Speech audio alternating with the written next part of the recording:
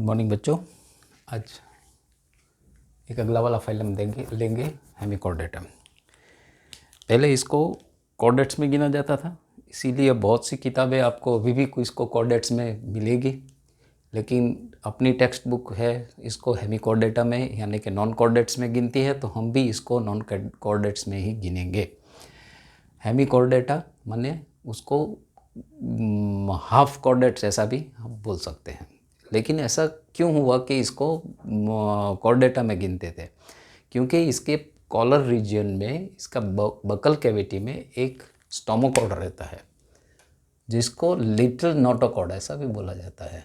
तो little notochord actually इसको notochord से कुछ लेना देना नहीं है, लेकिन ऐसा लिटिल नोटोकॉर्ड ऐसा भी बोला जाता है और इसके लिए इसको पहले कॉर्डेटा में गिना गया था, लेकिन अभी ये फाइलम कॉर्डेटा में नहीं है।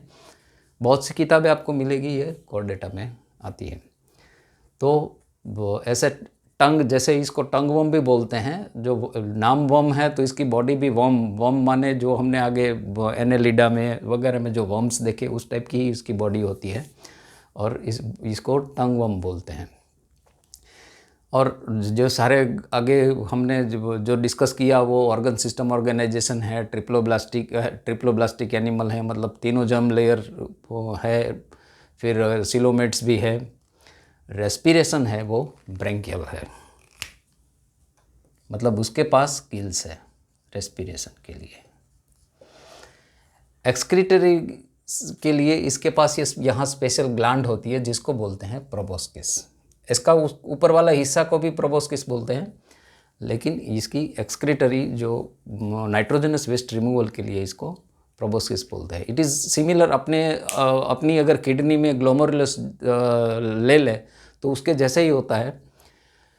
सेक्सेस इसके सेपरेट होते हैं, मतलब मेल और फीमेल डिस्टिंग्विश कर सकते हैं आप कि ये मेल है और फीमेल है। और ये पूरा ट्यूब, यहाँ पे माउथ होता है, यहाँ पे जो ओपनिंग होता है वो एनएस होता है। नॉर्मली ये जो मैंने ड्रॉ किया है वो बेलेनोग्लोसिस है। तो इसके अपने टेक्स्ट बुक में तो दो ही एग्जांपल दिया है, बेलेनोग्लोसिस एंड सेकोग्लोसिस। तो इसको याद रखने के लिए हेमा मालिनी, जो अपनी एक पुरानी वाली हीरोइन थी, हेमा मालिनी लिखना है तो लिखो, मतलब हेमा से याद आ जाएगा आपको हेमिकॉर्डेटा।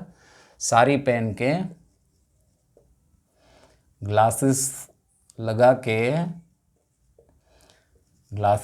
के बालेनो कार, जो अपनी सुजुकी की आती है, बालेनो कार में चली।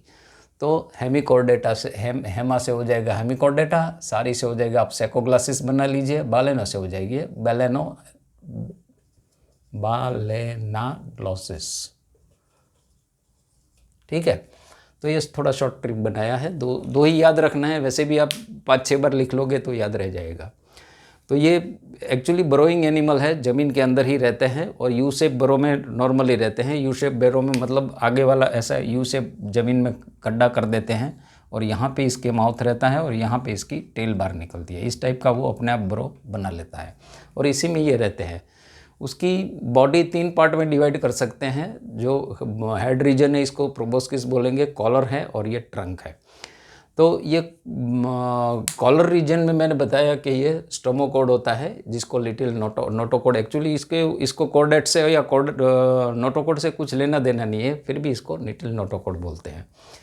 तो और नीचे वाला हिस्सा है ये 3 पार्ट में डिवाइड कर देते हैं कि ये ऊपर वाला हिस्सा है, यहाँ पे उसको गिल्स और गोनेड्स रहते हैं, मतलब सेक्स ऑर्गन्स रहते हैं और गिल्स रहता है। यहाँ पे सारी ग्लैंड्स रहती है बीच वाले हिस्से में और लास्ट वाले हिस्से में एब्डोमेन रहती है। तो ये बेसिक स्ट्रक्चर है हेमिकॉर्डेटा का।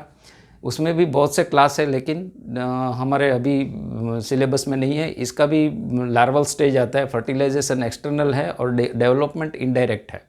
लार्वल स्टेज आते हैं, लेकिन अभी कोई भी पुराने क्वेश्चन में अगर पूछा गया है तो देख लेंगे इसमें, लेकिन इसके बहुत से लार्वल स्टेजेस आते हैं। तो अभी लार्वा इसके बारे में हम डिस्कस नहीं करते हैं और हमारे टेक्स्ट बुक में भी ये दिया हुआ नहीं है। तो आज ये हमारा हेमिकॉर्डेटा आज ख़त्म होता है, तो अभी आगे से हम कॉर्डेट्स लेंगे। Thank you very much.